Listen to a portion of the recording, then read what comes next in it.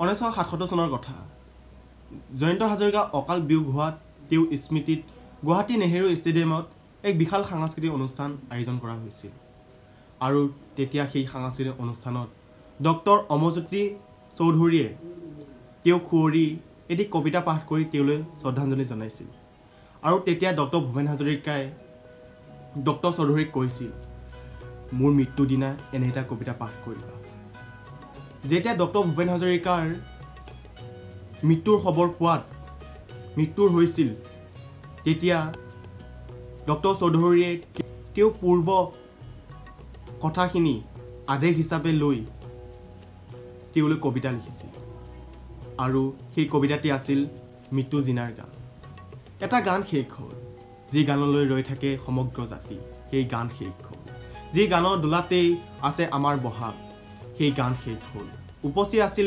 গানতেই আছিল সুৰেৰে গাগৰিত আই অসমীৰ মান মৌচুমী মাতে আতি বান্ধিছিল বিশ্বখনেৰে প্ৰাণ সেই গান শেষ হ'ল সেই নৈ শুকাই গ'ল তেওঁক শ্ৰদ্ধা জনাবলৈ সমগ্ৰ অসম তথা ভাৰত উত্তৰ পূৰ্বাঞ্চলৰ সকলো মানুহে হিলদল ভাঙি চিঙি তেওঁৰ ওচৰলৈ আহিছিল তেওঁক এবাৰ শেষবাৰৰ বাবে শ্ৰদ্ধাঞ্জলি জনাবলৈ আৰু এইটোৱে প্ৰমাণ কৰিছিল যে তেওঁৰ জনপ্ৰিয়তা কিমান সকলো সমগ্ৰ অসমে তেওঁক শ্ৰদ্ধাঞ্জলি জনাইছিল ডক্টৰ ভূপেন হাজৰিকা সুধাকণ্ঠ ডক্টৰ ভূপেন হাজৰিকা অমৰ হ'ল তেওঁ প্ৰতিজন অসমীয়াৰ প্ৰতিজন মানুহৰ হৃদয়ত জীয়াই আছে আৰু জীয়াই থাকিব এইজন মহান ব্যক্তি 85টা বছৰ অতিক্ৰম কৰি 2011 চনৰ 5 নৱেম্বৰত অৰ্থাৎ আজি এই দিনটো শনিবাৰে বিয়লি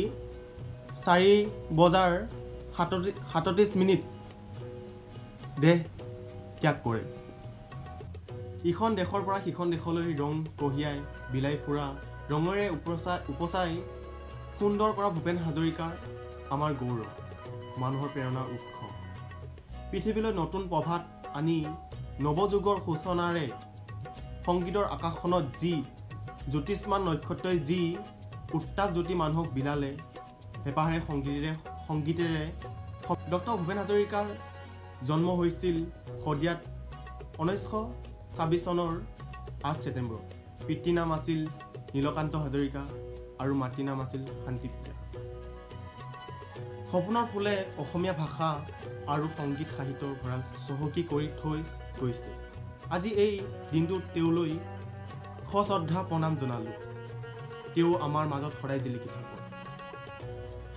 ডক্টৰ ভূপেন হাজৰিকাৰ মানৱতাৰ সুৰত কাঠি দিয়া জীৱনৰ গাথা অসম আমাৰ ৰূপহী গুণৰো নাই সেই ভাৰতৰে পূৰ্ব দিশৰ সূৰ্য উঠা দি গোটেই জীৱন বিচাৰিলেও অলেখ দিৱস ৰাতি অসম দেশৰ দৰে নেপাওঁ ইমান ৰসাল মাটি ডক্টৰ ভূপেন হাজৰিকা হৈ পৰিল এটা যুগ এটা দৰ্শন এটা জাগৰণ এটা সত্তা যুগবোৰে নিজে নিজে নায়ক কিন্তু ভূপেন হাজৰিকা সেই নায়ক যিজনে গঢ় ল'লে তেওঁ যেন এক সংগীতৰ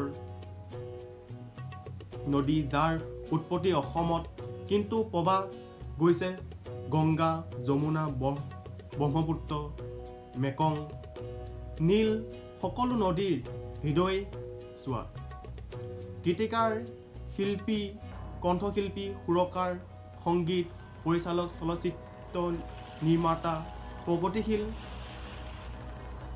লেখক ৰাজনীতিবিদ তথা সুধাকণ্ঠ গৰাকী আমাৰ মাজত সদায় জীয়াই থাকিব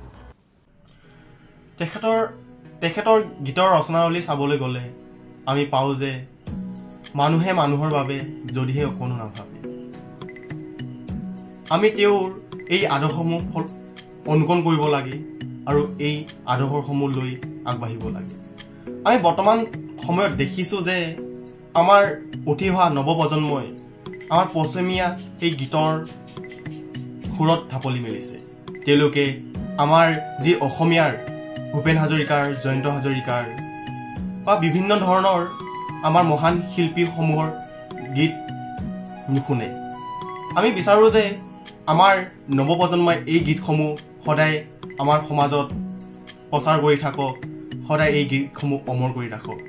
আমি এইসমূহ আদৰ্শ ল'ব লাগে, যিসমূহ আদৰ্শ আমাৰ অসমৰ, আমাৰ অসমীয়াৰ জাতিৰ। তেওঁ অসমখনক বহুতো অৱদান দি থৈ গৈছে।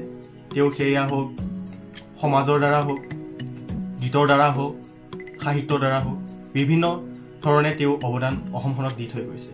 আমি সেই আদৰ্শসমূহ অনুকৰণ কৰিব লাগিব আৰু তেওঁক আমি সদায় শ্ৰদ্ধা কৰিব লাগিব।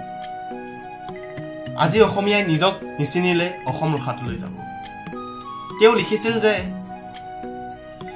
লিখিছিল যে আজি অসমীয়াই নিজক নিচিনিলে অসম ৰসাতলৈ যাব। এই কথাৰে তেওঁ অসমীয়াসকলক কৈছিল যে তেওঁলোকে যদি নিজক নিচিনে বা নিজৰ অসমীয়াসকলৰ মাজত একতা নাথাকে বা নিজৰ একতাৰ মাজত ভাই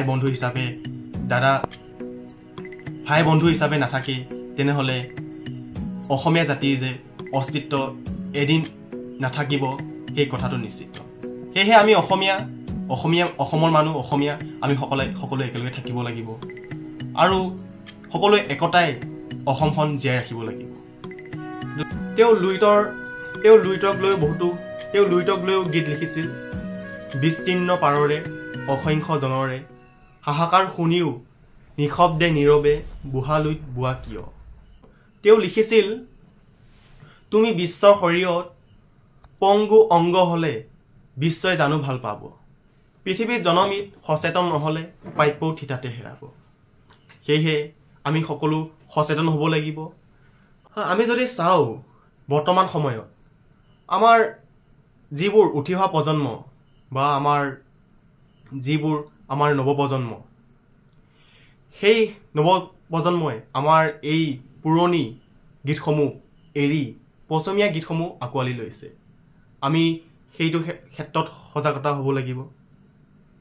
আমি আমাৰ যিবোৰ ভূপেন হাজৰিকাদেৱৰ, বিষ্ণুপ্ৰসাদ ৰাভাৰ, জ্যোতিপ্ৰসাদ আগৰৱালাৰ যিবোৰ আমাৰ আদৰ্শৰ গান, আমি সেইবোৰ অনুকৰণ কৰিব লাগিব। আমি সেই গীতসমূহ সদায় আমাৰ মাজত অমৰ কৰি ৰাখিব লাগিব, যাৰ দ্বাৰা আমি এখন নতুন সমাজ, এখন নতুন অসম আমি গঢ়িব পাৰিম। আমি এই গীতসমূহ অনুকৰণ কৰিব লাগিব। এই গীতৰ কথাৰে আমি বিভিন্ন ধৰণৰ আদৰ্শ ল'ব পাৰিম।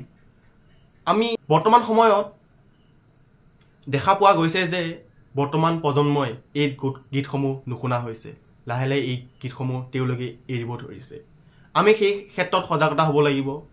এই গীতসমূহ আমি আমাৰ মাজত সদায় জীয়াই থাকিব লাগিব। এই গীতসমূহৰ দ্বাৰা আমাৰ মহান শিল্পীসকলক আমি জীয়াই ৰাখিব লাগিব। তেওঁলোকৰ আদৰ্শ আমি লগত লৈ ৰাখিব লাগিব।